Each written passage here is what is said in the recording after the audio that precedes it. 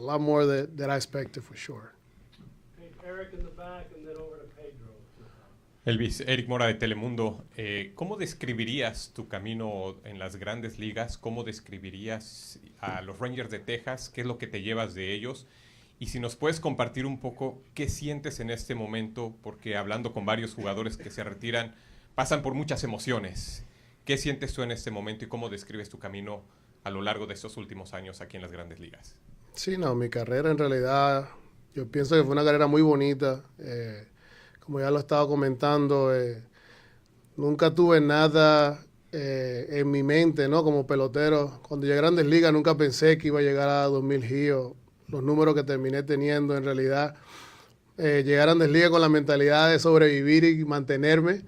Y año a año, día a día, con mis jugadores, con toda la cantidad de superestrellas que jugué, traté de aprender un poquito de cada uno de ellos. Y yo pienso que para mí fue lo que me ayudó a tener la carrera que tuve, igual que todos mis coaches, todos mis managers, todas las cosas positivas que depositaban en mí, siempre traté de usarlas. Y es la razón y el motivo por la cual pude jugar tantos años. La última pregunta que me hiciste era...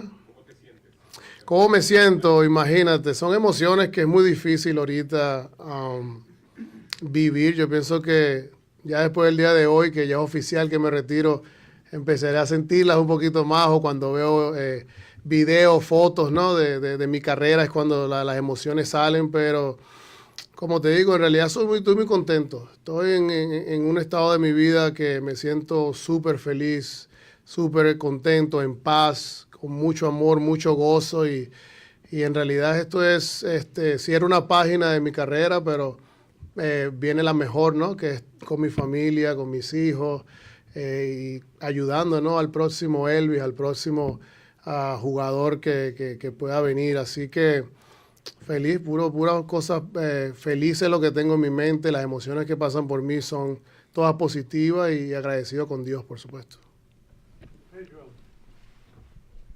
¿Qué tal, Elvis? ¿Cómo estás?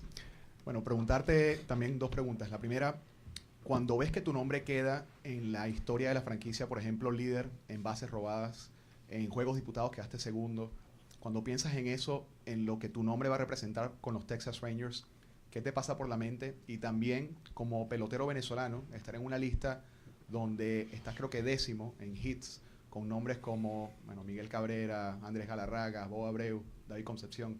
¿Cómo pones eso en contexto también? Sí, bueno, eso es cuando ya tú empiezas a nombrar todos esos caballetes, ¿no? Como digo yo, todos superestrellas, ídolos míos. Y tú ves el nombre tuyo en esa lista, es honor. Yo pienso que honor es lo que me pasa por la mente. Agradecido con Dios, por supuesto, por el talento que me dio, y con mi familia, todo el apoyo, todas las cosas que conseguí, que hice en mi carrera. No fue un trabajo solamente de Elvis Andrus, fue una suma, ¿no? Desde mi familia hasta mis compañeros y todos los personal de las organizaciones que jugué, y súper feliz en realidad. Yo nunca me vi en esta situación. Yo nunca soy una persona que me enfoqué en números. Siempre me enfoqué en disfrutar, en jugar el juego correcto, en crecer como ser humano, y eso es lo bonito de este deporte, que te enseña a crecer, te enseña a ser un buen ser humano, una buena persona en el mundo, y son las cosas que me llevo. La parte de números, yo lo dejo a mi familia que se la disfruten, pero para mí en realidad mi enfoque en el juego siempre fue disfrutar y dar lo mejor de mí cada día. Dave.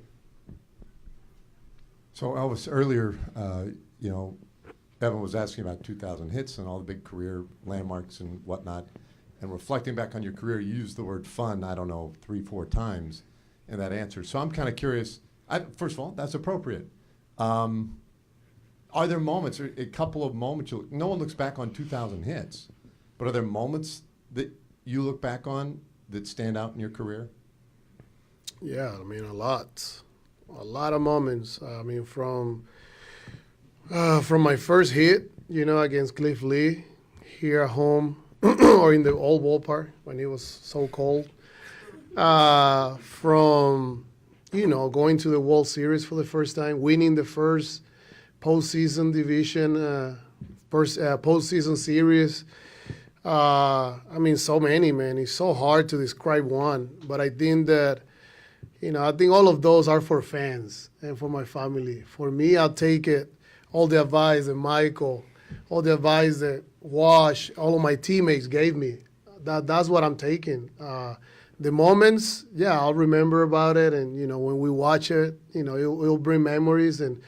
But I was, that's more for the fans. They get to enjoy that.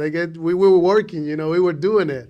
So for me, it's experience, the bond, the friendships and brotherhood that I was able to create.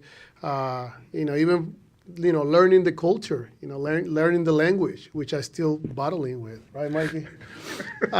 So those are the things that I'm taking, man. Those are the things that means a lot for me, and those are the things that make me wake up every single day and happy to, come here and keep growing. Like I came at 20, and I'm 36 now, and I can tell you, the big reason I am where I am is because of all of those experiences that I had. The personal ones, the hard ones and the good ones, they're shaped me to the human being that I am right now. So those are the one I'm taking for sure.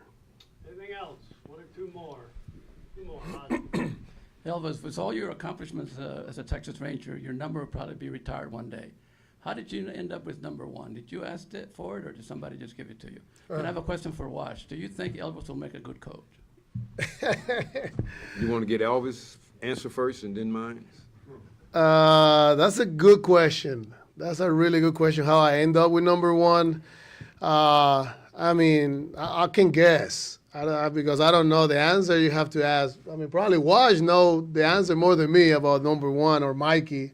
But for me, I don't know. Usually when you don't have too much power and you're super fast, they always get you number 1, number 2. That's how it goes. And, I was known by my defense and my speed, not for my power. But it was a number that, I really, I'll be honest, I didn't click to me at the beginning because my dad, Emilio, always wears 17. And through my minor leagues, I either wear 17 or 24. So when I got to the big leagues and they gave me 1, you're a rookie. You don't really have too much to talk about numbers. You want to be in the big leagues and survive, staying in the big leagues to talk about numbers. But it ended up being amazing. I think my first year I find out that I'm the first Elvis to ever play in the big leagues. So I kind of always put that together, my number with my name, I'm the first one. So you kind of stick to it, and I love it. Till this day, number 1 is my number. I sit around and I listen to him at, 35, 36? And I'm sitting here thinking, I wish my young group was in here to listen to the wisdom and the knowledge that this kid is pouring out. And you asked me if I thought he could be a coach. I think he can be a difference maker. Now, that entitled coach, that entitled dad, that entitled all of that. Being a difference maker. Making a difference, making someone realize they can, even though they might think they can't. And I remember when he first showed up on the scene, and I'm sitting here listening to him talk. He's got me with chills to understand that he's grasped all of that. And I keep going back to my little young club because I wish they was in here to grasp that, because everything he's saying, I've been trying to pour into them. So to tell you, would he make a good coach? He would make a tremendous coach. He would make a great manager. But whatever, through all of that, being a great coach and a manager, he would be a difference maker. And when you coaching kids or you around kids and you making people believe that they can do something, that's what you want to do. You want to be a difference maker. Yes, he'll be a great coach, he'll be a great manager, but more than that, he will be a difference maker because he took everything that he got from the time he left Venezuela to today that he's sitting up here on this stage, and he put it to use. And not everyone does that. And I'm listening to him, and I'm so proud of him. Thank you. One more, if anything? All good? Thank you very much. Appreciate it. Thank you.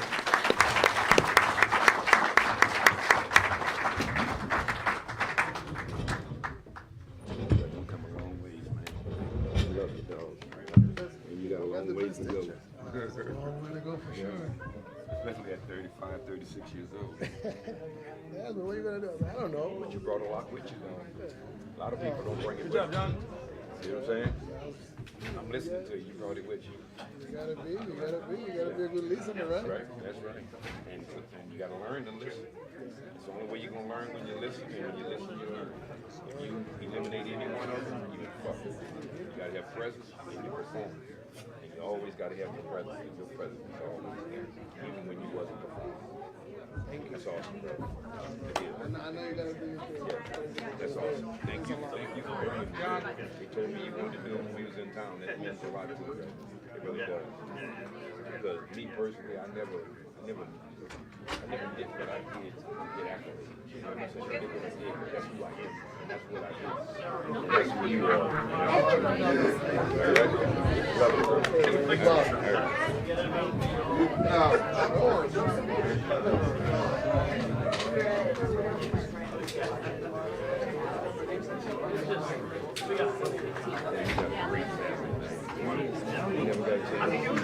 I know, man. Oh my gosh, I'm excited. Yeah, you should be. What are you gonna do? I'm like,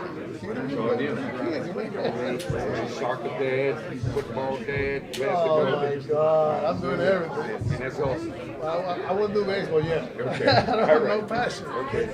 Yeah, let's go this way. Okay.